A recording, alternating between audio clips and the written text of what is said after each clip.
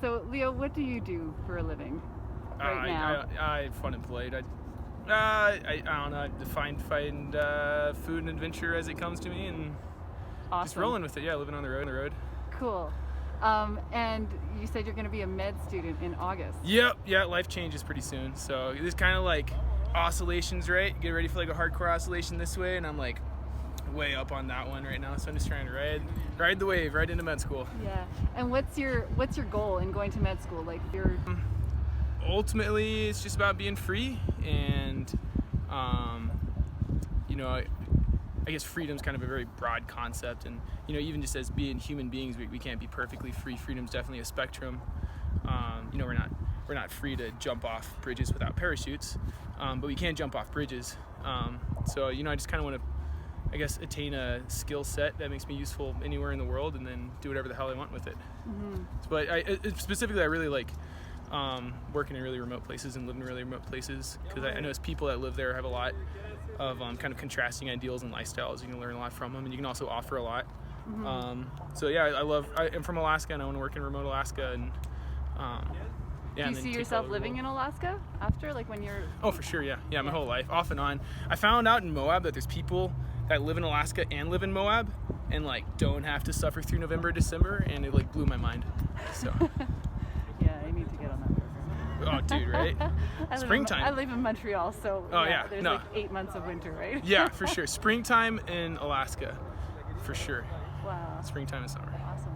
So, I mean, you haven't gone through med school yet, but in terms of your life and like what you've accomplished so far, what obstacles and challenges have you faced that you're willing to share? Yeah, I thought about that a lot when I was getting ready for my med school interviews, actually, and I guess they've kind of all been chosen obstacles in a lot of ways, because like I come from a fine family. Like my parents both had money. They grew up in poverty, but they are well enough off, so I didn't really have any. They left. I like lived alone for a while, but like really where I found myself and like found my sense of self was pursuing adventures like in the Arctic and in South America, like hitchhiking across Colombia, hitchhiking across the Arigach Mountains, which is, I hitchhiked onto a bush plane and ended up in the Brooks Range and fucking found my way to the headwaters of the Kobuk, and as alone as you get, running into grizzly bears, trying to make it to the headwaters of this river, like lost with about a week's worth of food. You kind of put yourself into that position. Yeah. And you might be an idiot if you die doing it, but when you don't die doing it, you get a really strong sense of self. I don't know, it's kind of like, if it's something that you can do and there's nothing stopping you from doing it and you want to do it, then why not do it? Mm-hmm. I guess. Yeah. And do you have any words of wisdom for young people that, I don't know, that... Yeah, I think Elon Musk said everybody should be, or all young people or something like that should be physicists. There's people should study physics, because that teaches you to work from the ground up. You cancel out all your assumptions, and you reduce things down, deterministically or reductionistically, or reductionism. And I think it's important to approach life that way.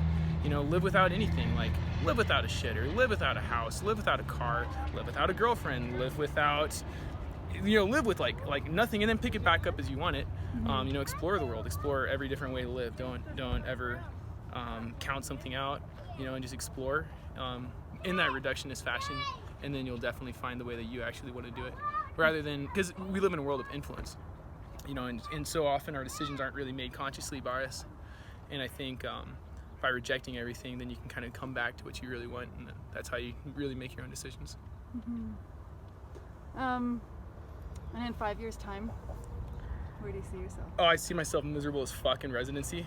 Yeah, I'm gonna be like ready to shoot myself. In 7 years, I'm probably gonna be like post-depression residency, like working month on, month off in the bush, like hopefully ditching out to like Colombia every once in a while, the paraglide and like volunteer and shit. And then 10 years from now, I'll be a free man living the life I want to live. There you go. Yeah. Hopefully. That's awesome. Yeah. Really we'll see how it all works out. Who knows? Okay. Well, thank you so much. I might knock somebody up. Who knows? And then your life will change. Yeah. You never know, I guess. Okay. Well, thank you so much, Leo. Thank you, Catherine. Yeah, it was great meeting you. Yeah, fuck yeah, dude. Just show everybody where you're sitting right now. This is Mark Twain, fun. I think. It's Albert Twain. Albert Einstein Twain. I think Sure it's. who he is. Is it? Is I it have no Ira idea. Burton Perrine? Ira- I think. Ira Burton. Burton Perrin, Woo. who made it all possible. There we go. This So man's the this man. is Leo sitting on his hand. 'Cause yeah, there we go.